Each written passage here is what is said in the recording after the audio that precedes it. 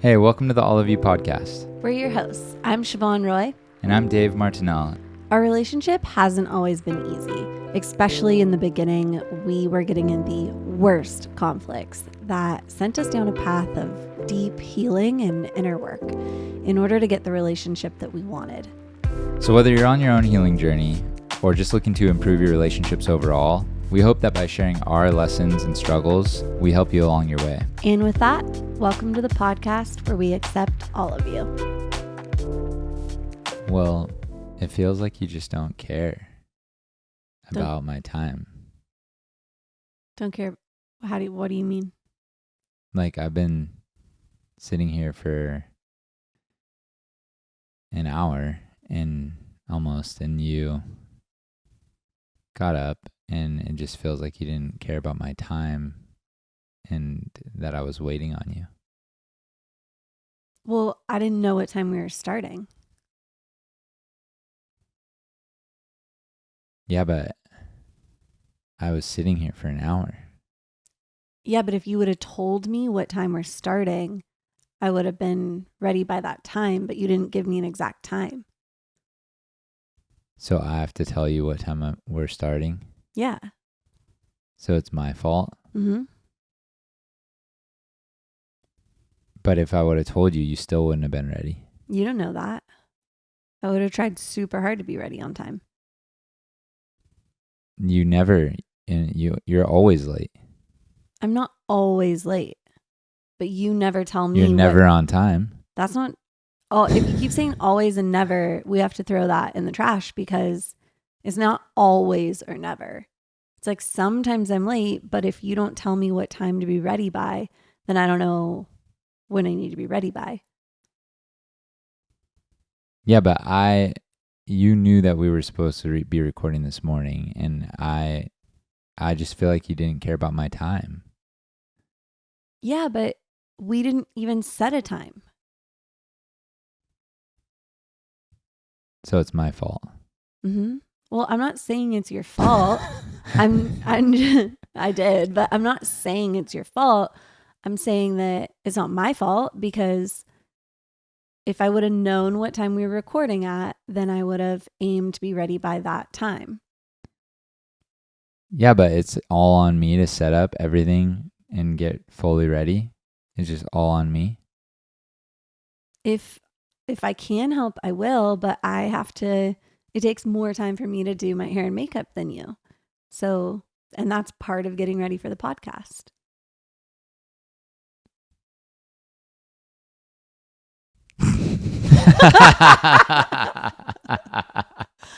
That was harder than I thought. I thought you were supposed to be the one that was supposed to be defensive, but I ended up being the one that had to be defensive because you actually had a really good point. So then it was like, you're right. If the narrative is that we didn't have, so that was a fake fight. Yeah, it was a fake fight. We probably should have. You actually would have taken my ammo away if you really did say that I should be ready by 8 and it's 9 o'clock. Yeah. Then I wouldn't have had a leg to stand on. Yeah, but since we didn't rehearse all the really logistics. Rehearse our fake fight that well, huh? Well, that's a fight that we've had 1,000 times. Well, yeah, I would say at least more than 20, probably about 25, because we've released 25 episodes and and sometimes I'm on time to our episodes, so we don't have the fight, but more often than not. Well, I would say not just even around starting the podcast, like anything we do, time is always, I have a trigger with time and being on time, and you have a trigger, or you just have an issue not knowing what time it is. So sorry. It sounds bad when you say it like that. You just don't have a great internal clock. No. So we typically will fight over a typical fight of ours looks a lot like that. So we kind of wanted to get into it today with defensiveness. Yeah, and I think sometimes it's helpful if you can see it modeled. Yeah, so there's a couple things that I did in that fake fight that we do a lot, and to just break it down. Let's break it down. Break it down. Break it down. So Well, first let's talk about defensiveness, because not everyone knows what defensiveness is. And it's really hard. And this goes like even one step deeper, which maybe we'll do a whole episode on, which is behavioral concepts. Like there are communication styles that are patterns in human behavior, human communication that we have. And to not recognize those as a tendency of yours, if you have that tendency, you're going to fall into that pattern of, if you have that tendency of defensiveness, or you have this tendency of contempt or denial, I don't like, there's so many behavioral concepts. And if you don't want to learn yours, then you probably will stay stuck in those behaviors. Well, I think to say it a little even more easy to understand, I lean towards defensiveness. I'll probably talk about that a lot in this episode.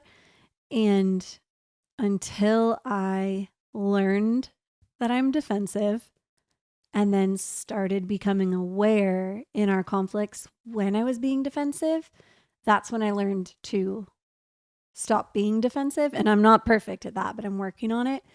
And the less defensive I am, the quicker our arguments Resolve. Yeah. Yeah. Like dramatically. So I think that's really why this episode's an important one. Is defensiveness is something I think a lot of people struggle with. There's a lot of it in relationships. And when you can learn to identify it and start to get a little bit less defensive, your communication with whoever you're working through something with becomes a lot easier. Yeah. And so, yeah, so in this episode, we want to break down defensiveness because it's plagued us so bad. I have a tendency to go into blame mode. It's not, I don't know if it's defensiveness or not. I actually would say I'm pretty ignorant in this area for myself. Like I do not have good self-awareness around defensiveness because I don't believe myself to be a super defensive person. I would say you can be, because we all can be, but Yeah. it's not your go-to No. kind of mechanism. No. So if I'm doing it, I'm very blind to it because I don't practice awareness. I haven't practiced a lot of awareness. Like it's not something you've brought up a lot, that you've been like, you're being super defensive. I would, if you said that to me, I'd be like, whoa, show me how. Because it's not a personality trait that I want. And so I just don't have a good awareness of it. But you definitely do. Yeah, I do. So let's talk about it a little bit more, and like what it is, where it comes from. And I can speak for me, a lot of where it comes from, and this is very typical for most people, is the ego trying to protect itself and protect its image. And my subconscious doesn't want to believe I did something wrong. And that's where my perfectionism also can come into play. If you have perfectionism, you likely have a little bit of defensiveness too, because your ego is going like, who, me? I would never do what you're accusing me of, even if I did it. And where that plays out is, I think, in our dynamic the most is you tell me that I did something that hurt you, and then I subconsciously do not want to believe that I'm capable of doing something that hurt you, or that I'm capable of doing something wrong, because I want to think better of myself than that. And so I immediately go into defensiveness, and that can look like, no, I didn't, or, well, you do it too. Or like I can try to spin it back on you. I say I don't do it. I basically do everything in my power to invalidate what you're coming to me with, because the reality that I did something wrong or I hurt you is too painful for my ego. And so I'm like, oh, I don't want to go there. So I'm going to find ways. And this is actually where a little bit of like manipulation can come in, which is very subconscious. A lot of us don't know we do this, but it's like, okay, how do I find ways? My ego's searching for ways to get out of the narrative that I actually am to blame or did something wrong. And so it's basically me finding ways to flip it back on you, say that I didn't do it. Or what I really try to do is go, well, if you just could understand my perspective of why I did what I did, then you would get it. And so I wouldn't be to blame anymore because why I made the decision made sense to me.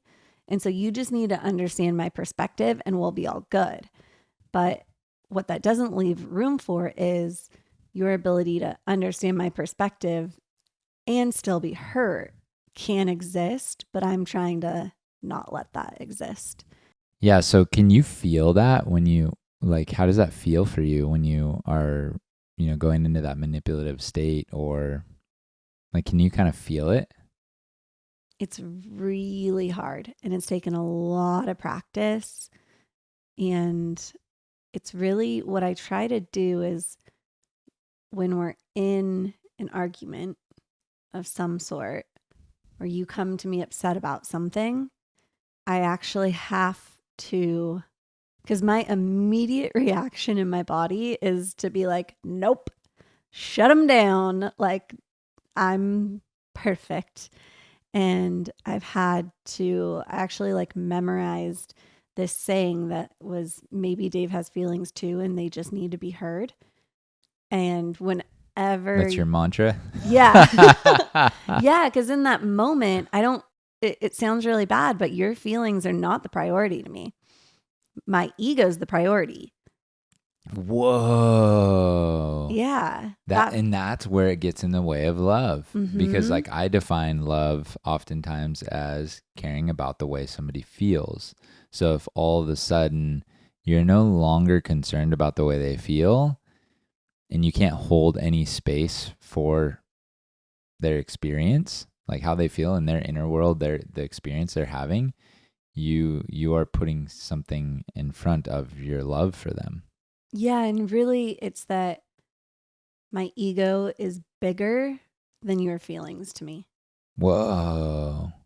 And it sucks to say that out loud, but Yeah, I or think on a microphone. or yeah, on a microphone to all our listeners but it's so common that people do this. And that's why I'm like, okay, sharing it is I'm not sharing like I do this dirty little secret gnarly thing to my partner and I'm going to tell the world about it.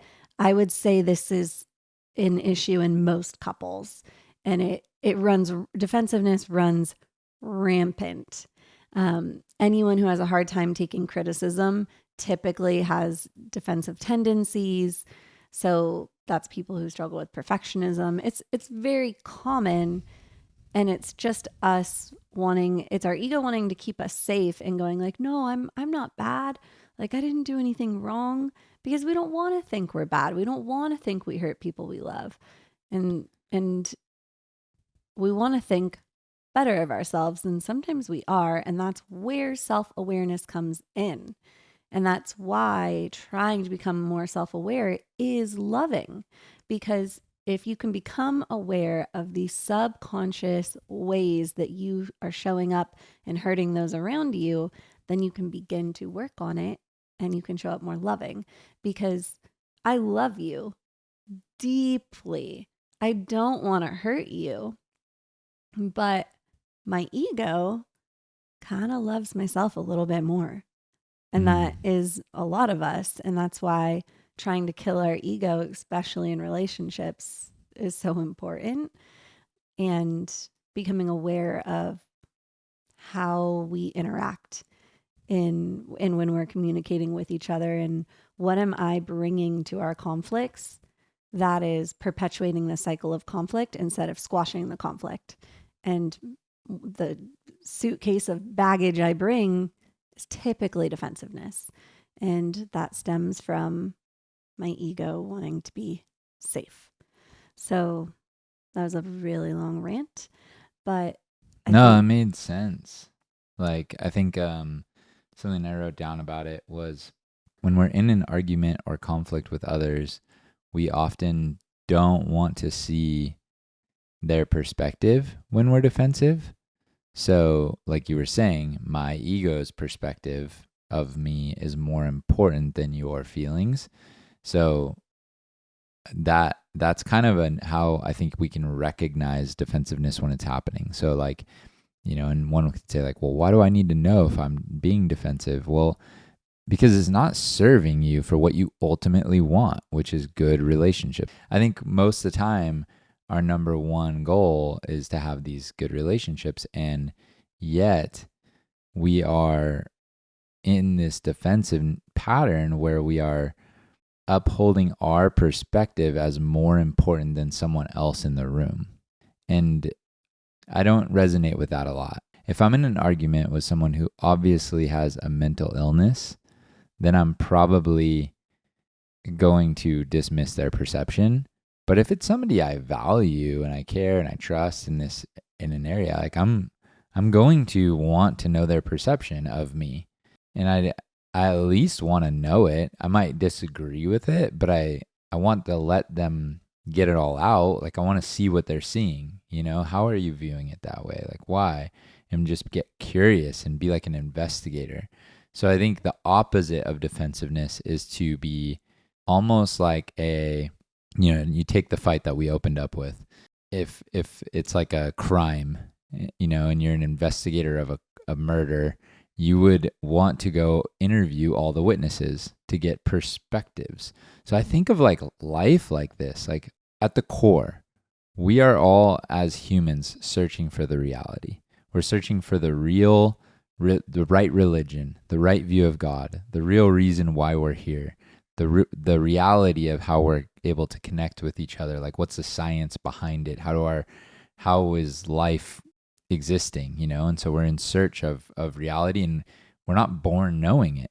We're born in the clouds not knowing anything is what. Everything's just natural, right? And we're just in this constant search for knowing the reality of what's going on, and yet we're so dismissive of all the perceptions of everyone around us, and that's really how we are going to get closest to reality, by kind of interviewing and investigating all the witnesses in the scene, Well, and you know what, to further that analogy, something I think is interesting is when an investigator shows up at a scene and they interview every person who saw, let's say it was a hit and run accident, and they interview the person working at 7-Eleven. They interview the person who was walking their dog. They interview the person in the car behind. They might get a slightly different story from every single person.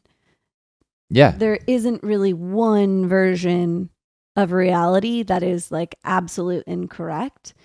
But if you apply that to the reality of yourself, and you're trying to understand how you show up in all your different relationships, and you interview your mom and your best friend and your sister and your boss, they're going to all give you these different versions of the reality that is you. And then you can take that and you sort through it and go, okay, I think this is who I am. Like this kind of adds up. I think this is how I'm showing up. Yeah, I think this is how I'm showing up. But I think there's different versions of reality. And if you don't allow yourself to become open to different people's perspectives of you, then you're not getting the full 360 view of yourself. Yeah, and we've talked about this before. I think one of our episodes was like on mirrors and which mirrors to trust. And I think a good gauge for this is, because we're talking about like even the initial defensiveness, like the initial feeling to start to become defensive is really you're looking at door number 1 or door number 2. Door number 1 is to be curious about their opinion and to have a conversation with them and try to see their perception. Door number 2 is to write them off and not care about them at all or their perception, and just hold to your ego's view and not want to be open to changing that, right? So that moment where you're standing in front of door number 1 or door number 2, I think of, is this person trying to describe to me how I'm showing up, or does this person want something from me? Do you know what I mean? Because if this person is trying to attack my ego or attack me in some way, or say I did something that's universally wrong, okay, I'm down to have that conversation. How did I affect you? How did I negatively impact you? But if it's something that they're just trying to get me to do for them, like this, like it's like, I have a friend that I call up and I'm like, hey, I need you to help move some rocks in my yard. Are you down? And they're like, yeah, I'm down. Let's figure out a schedule, you know? And then I'm like, okay, cool. And then I call them on a Tuesday and I'm like, come on Wednesday. Or can you come tomorrow? And they're like, no, I can't do that. And I'm like, well, you said you'd help me. You're being, and now I'm attacking their ego. You're being, not reliable. You're not a reliable friend. And I'm attacking them. Should they choose door number 1 where they engage with me, or door number 2 where they're like, dude, you're out of line? Like, that's a really hard, it takes discernment, right? And this is why, like, the education on all this stuff, I just believe is huge, because if you can know, then you can keep your peace of mind. If they are attacking you and they want something from you, and they're trying to, they're manipulating you, they're gaslighting you and telling you that you're doing something wrong. This is kind of harder to follow. It's like in the weeds of it, but I think, that's really the decision. Is it door number 1 or door number 2? If it's your partner, you probably always, like most of the time, want to choose door number 1, where you're at least curious about their perception. Like, okay, what's going on here, So as a self-proclaimed defensive person, when I'm not, admittedly, when I'm not at my finest, almost anything negative you say towards me feels like an attack. Even when you say it very in the beginning, I would say, you would say it really gently and be like, hey, I feel really taken advantage of, that I've been setting up for an hour and I've been waiting for you and you still weren't ready. That really hurts my feelings because I feel like you don't value my time. Like, that's the right way to say that. But even that, to me, when I was just learning that I was defensive and at the beginning of my journey, I was like, well, like that was a critique, and it felt like criticism, and it was like, oh no, like I would want to, it was hard. I'd want to fight back and stand up for myself and be like, well, you didn't say exactly what time we were recording at, and it takes me longer to get ready than you because I have to do my hair and makeup. And, I'd come up with these like blame shifting or like ways I could spin it back on you. And so as a defensive person, if you're not aware that you're defensive, anything negative said to you or about you feels like an attack.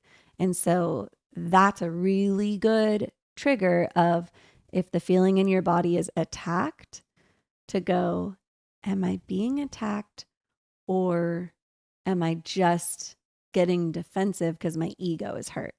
And so that the feeling of attack is a really good one for me when I feel that, to check in and go, okay, what's actually happening here? Yeah. And so like it's on both partners to kind of approach these. So I've learned to approach you in a much better way than we fake fought in the beginning of the episode, where I would actually say like, hey, I need to tell you something. Do you want to try it? You want to do it? Yeah, you want to do it. You want to act it out in the proper way? Yeah. I have big feelings right now. Oh no. Why?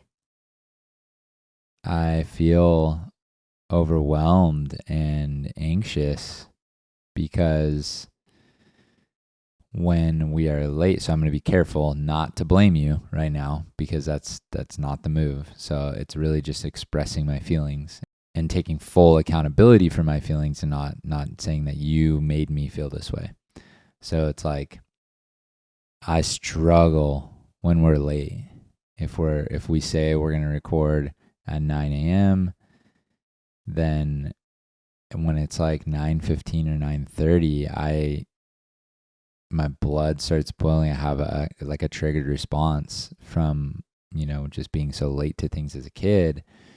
And I feel just overwhelmed by that feeling. I'm struggling to even record right now because of how late we are right now. Oh, I'm so sorry, babe. How could I support you? I think I would feel really good in the future if, when we decide to record, I had a lot of trust in you that you were going to try to show up on time or even early to see if you can help me with any setup, or, we can have a moment to connect and drink coffee together or something. I would feel really cared for if you could care about my time.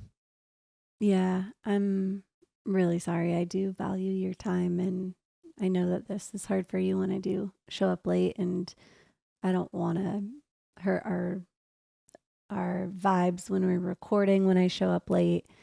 And so I will really work on trying to be on time or early for you.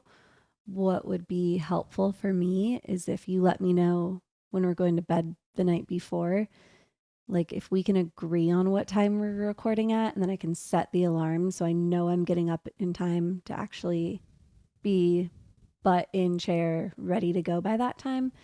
That would really help me, because sometimes when it's unclear what time we're recording at, I can really lose track of time. But if I know exactly what time it is and I can like set my alarm before, I'm better at being ready on time. And I want to do that for you. I definitely don't want to be triggering you or having you be triggered before episodes. And I know how important the podcast is to both of us. So I'm happy to do that. Thank you. I feel really seen and heard, and you're allowed to be late sometimes. Like, everyone's late. I'm late. Even though I hate being late, sometimes I'm late. So I'll cut you slack when we are. It just, I needed to get that off my chest so I didn't feel like I was getting resentful of your lateness. I appreciate you hearing me. I feel way better now. And seen. Yeah. That's kind of like what we've learned through this, I would say, is becoming aware of these patterns and how differently they can be handled. And they really do feel better. Like, the connection is restored when you can clear out that block and resentment and really know that you have faith in your partner next time, that they care about you and they're going to make changes for you if they're, I have a trigger with being late. You oftentimes are late. So what are we supposed to do? You're supposed to, okay, this is triggering us so bad that resentment's bubbling up, and then eventually you're going to break up the relationship or the connection is gone. It's like we've learned through tools that other people taught us and books that we've read that this stuff is real and it does affect connection. I can feel it. I can feel our connection be more like, if there was like a connection, like thermometer, like a temperature gauge of connection. Since we've learned some of these tools, I would say we're at like, between a 7 and a 10 at all times. And if it starts dropping to like 6 because of one of these barriers or something, we can quickly have that conversation. I can literally go, what is bothering me? Oh, it's that she was late and I don't care about her time. Like, don't feel like she cares about my time. So then I can talk to you and we can restore. Whereas before, it was like a 10 or a 1. Like, because it was so toxic, where like one of these things would break up and I didn't feel like you loved me at all. If somebody would have came in with an interview and been like, does your partner love you? I would have been like, no, she didn't love me at all. She didn't care about my time. She's late to everything. She doesn't love me. Yeah. And that's how I but that is the connection. That's the feeling that I would have in my body, that like you literally just didn't care about me. And not just late. Like, there's so many of these. I mean, we can talk about all our fights, but there's so many ways that it would trigger. And I knew deep down that you loved me, so I could talk myself out of it. But our connection was just not secure because there was a lot of resentment and buildup and lack of trust. Mm-hmm. So I want to talk about though, like the funny like ways that we see defensiveness.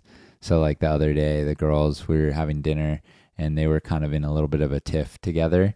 Like they're 10 and 11, so they're learning this stuff, and we're teaching it to them, which is really cool. They seem to be a little bit open because the way I think about raising kids is like the number one thing that I would hope the girls get from us is learning how to be in a healthy relationship with each other, with their friends, with a future partner.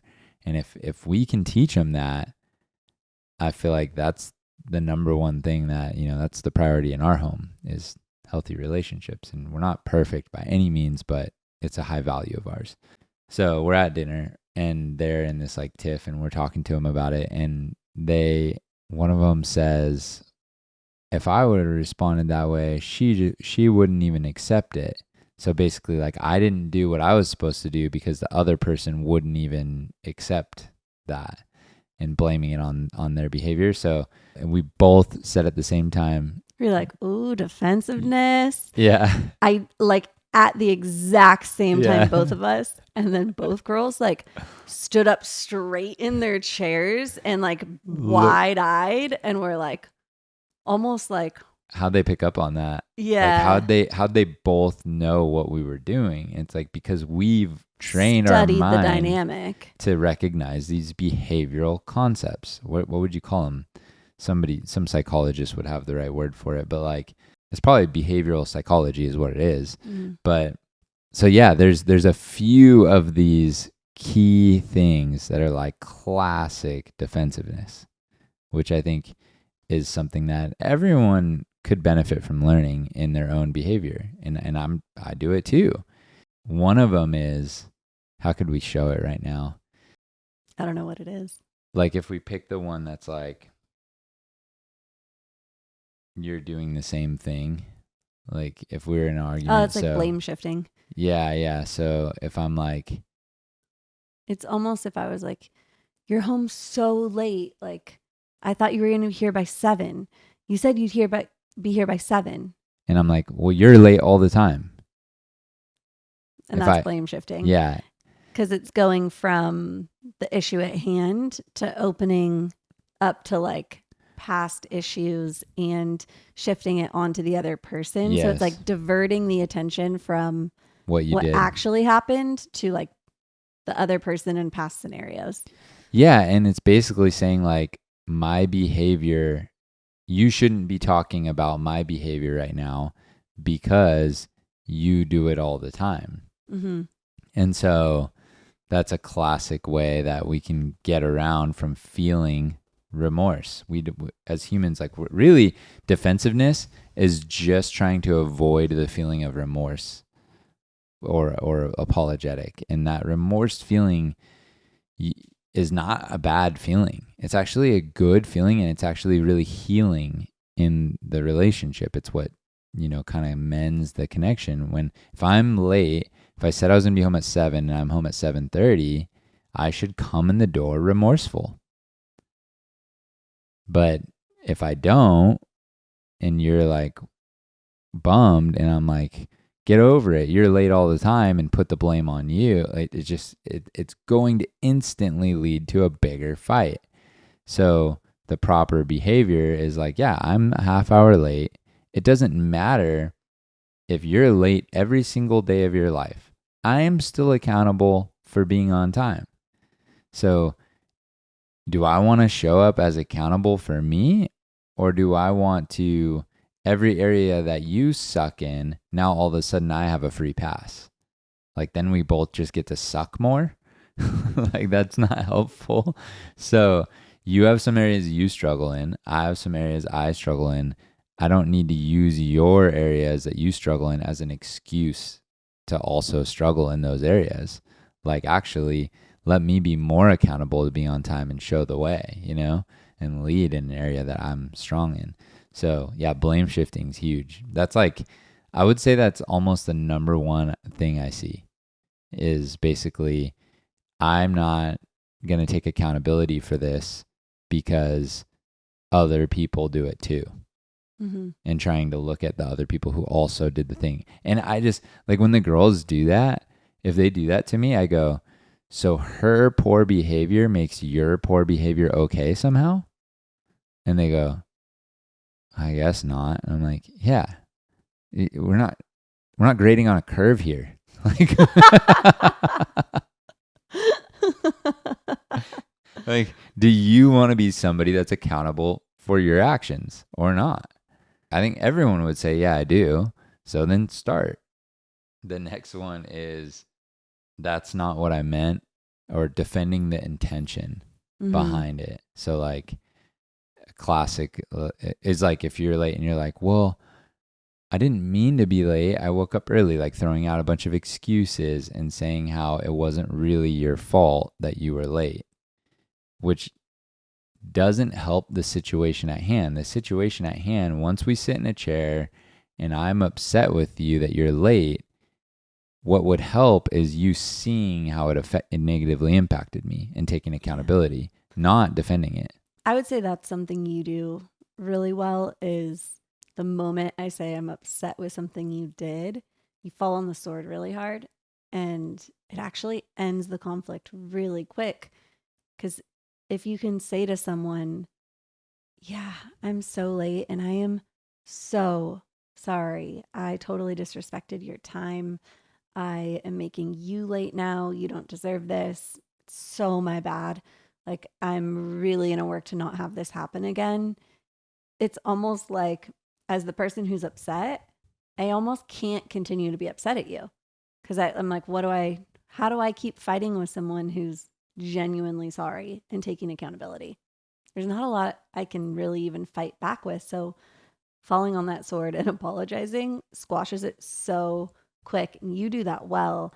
I still struggle with that a little bit, because the defensiveness in me doesn't want to accept that I made a mistake. And it's like perfectionism and defensiveness wrapped into one, where it's like, I don't want to believe I did something wrong and I made this big mistake. Like, that's painful. So Yeah. Yeah. And it hurts really bad, because what the person who is hurt by an action, so you have like the offender, and then you have the person who was offended, and the offended party, all they want is to be seen, and like a genuine apology. Like, I understand how my actions affected you, and I'm really sorry that it's hurt. It's not going to take it away. It's not going to make it better, but it is empathy. And the way that I see it is literally like, if our connection is this cord, this emotional unseen cord between us, when we offended or when we hurt each other, it kind of cuts it. And for whatever reason, if emotional connection is real, which I believe it is, then when you hurt the emotional connection, the emotion that heals it is remorse. And it's like Neosporin. So immediately I just put Neosporin on it. Like, if I hurt you somehow and I see that I actually was late, like, you know, the reality is that I did something that was kind of offensive. Yeah, I'm going to immediately take the accountability, put the Neosporin on it, and we're good. Like, I think there's this lack of trust that it could be restored, but it's so easy. Like, there are people who have done really, really bad things to each other and somehow worked through it. We've hurt each other tremendously by things we've said. Sorry, eye itches. Like, really bad. The whole eyebrow. We've hurt each other really badly with things we've said, with, all kinds of stuff, and it's totally repairable if you know how to be remorseful. Yeah, so that's a big one, is like kind of defending the intention. What would you call it? It's really your ego not wanting to accept reality. It's your ego saying, who, me? I would never do that. I'm not Yeah. capable of that. It's really excuses. at that point. Like if you're defending your intention, like it's excuses. If you hurt someone, even if you have a good excuse, you still were the one that caused actions that hurt the connection. Yeah, I think a really easy example of that is I didn't mean to. I Yeah. didn't do it on purpose.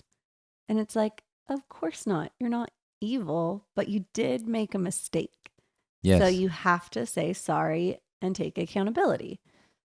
But Yeah, and that's healing. it's the ego right there that doesn't want to do it. Do you think that not enough people know that that's healing when they do that? Like they don't understand that action of accountability is what moves forward. Like there's no other way. You can fight it, you can slam doors, you can cause a big fight, and make it bigger and bigger and bigger. Nothing's going to move the relationship forward until the accountable parties take the accountability. At the end, you always end up doing it anyway. So why not just do it right away? I don't understand really. Well, I think that really comes down to conscious versus subconscious. Consciously, I don't know anyone who wouldn't say apologizing when you mess up or do something wrong is the right way to go. I think everyone universally would say, yeah, that checks out.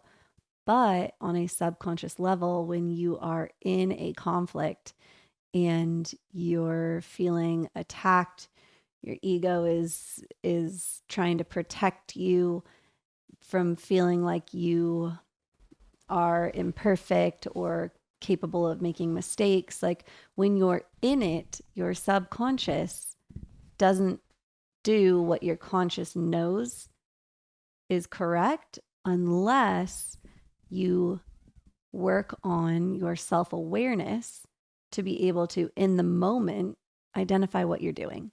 And that is hard. I've been working on that for 3 years now, and I'm way better at it. Dramatically better. But I don't nail it every time.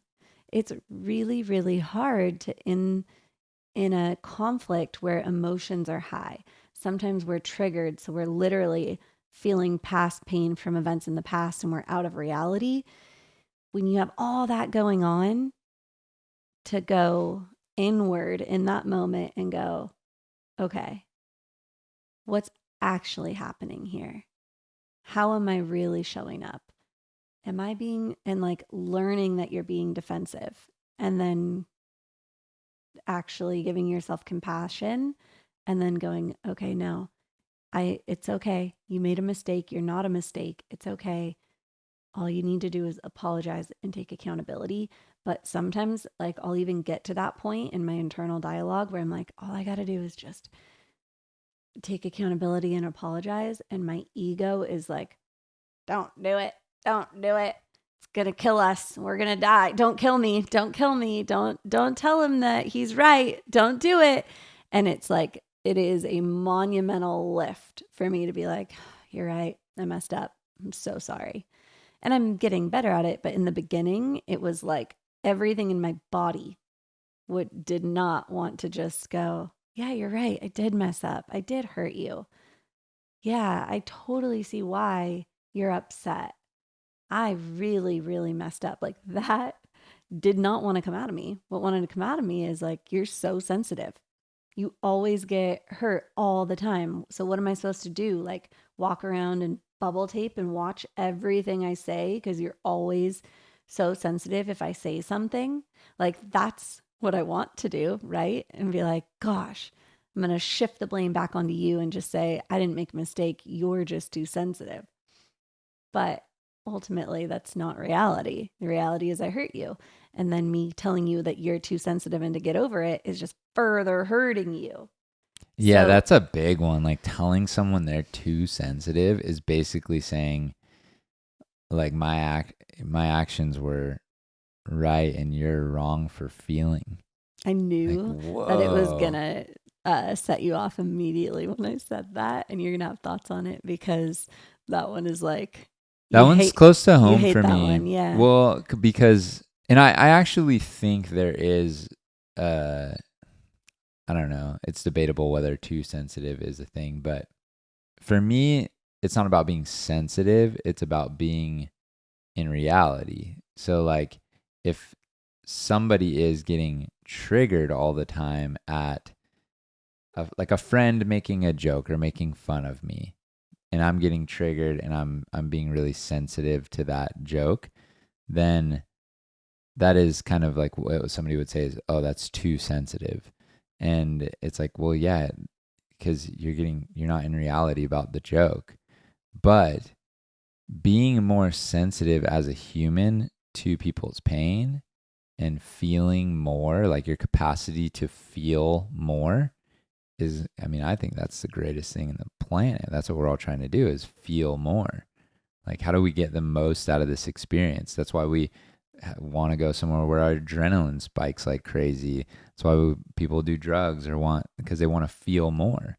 They want to heighten their feeling or numb the negative feelings and only have the positive ones. So your capacity to feel is really like a gift, in my opinion. So you don't want to squander somebody's. So I don't like the term too sensitive, but anyway, I won't go too into that one. This is about defensiveness. But I definitely have a lot of thoughts around sensitivity. I don't even know if they're fully formed yet. The next one is if you apologize, but it's a I'm sorry you're so sensitive. And then I go, so like that alone is just a defensive tactic. That's probably a fourth one there, is like saying I'm sorry, like that you're something. That's not or I feel like you're doing this. That's not a feeling word. You're not making it a real I statement there. This is more like, so if you say I'm sorry that you're so sensitive, and then I go, that's not a real apology, you'll say, it doesn't matter how good of an apology I give, you wouldn't accept it anyway. So like something like that would be a defensive tactic would be, I'm not going to take accountability because you wouldn't accept it anyway, or I'm not going to own this, or I'm not going to act like I should in this situation because you wouldn't. I kind of laugh when somebody says that. Like, well, if I would have done that, then you would have treated me well anyway. It's like, so you're going to forward think my behavior, and I don't know. That's just a weird one to me. It's just a way to deflect blame. Yeah. Off themselves. Yeah. And an excuse for not acting the way they should. How's this feel for you talking about this? The topic? Yeah. I think mixed feelings. Because the episodes where the topics are more on me, especially ones that are like not really the most flattering, are always a little bit harder in the sharing sense, but they're a lot easier in the, I've got some things to say on this, because I've had to, I've poured hours into this and I've done so much work in this area. So it's easy to talk about. I will say, as your partner, you've made insane strides in this category. I mean, I've watched you pretty much be a super defensive partner, and I didn't even know. Like, I didn't know when we started dating. This when we first started dating. Yeah, so I had no idea what I was getting into with your defensiveness, and I didn't have the awareness to categorize it. But once we started to read the books and categorize, okay, this is one of your, main issues that you have to work on, and I have mine for sure. And then you went to work on it. So like, what's some ways that you've been able to cultivate awareness in this area?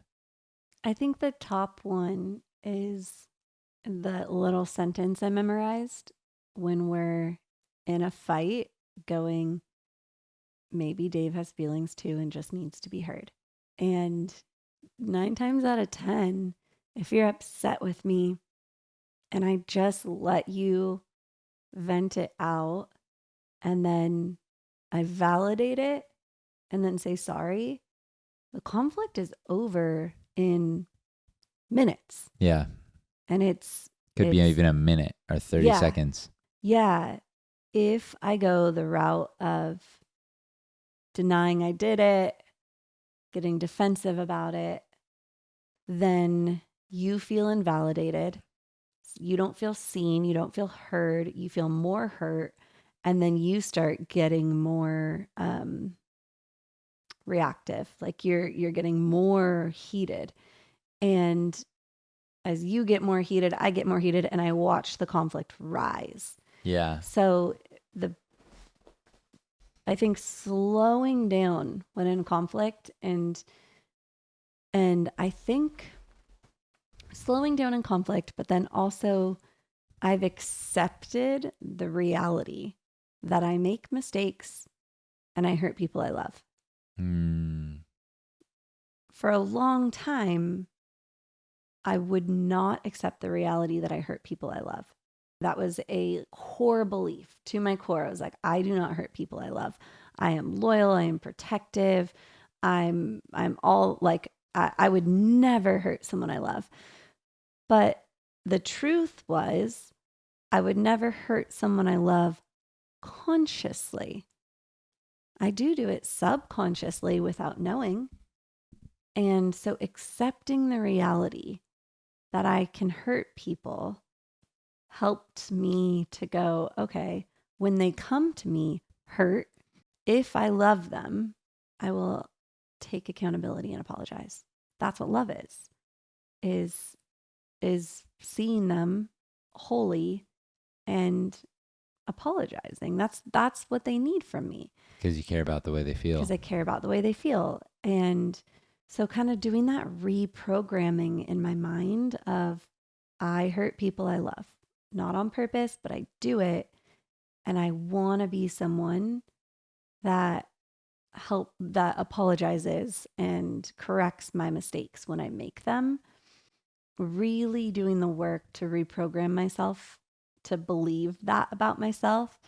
And then when someone comes to me, whether it's you or the girls, whoever it is, whatever they have to say, really thinking about it before I immediately go, no.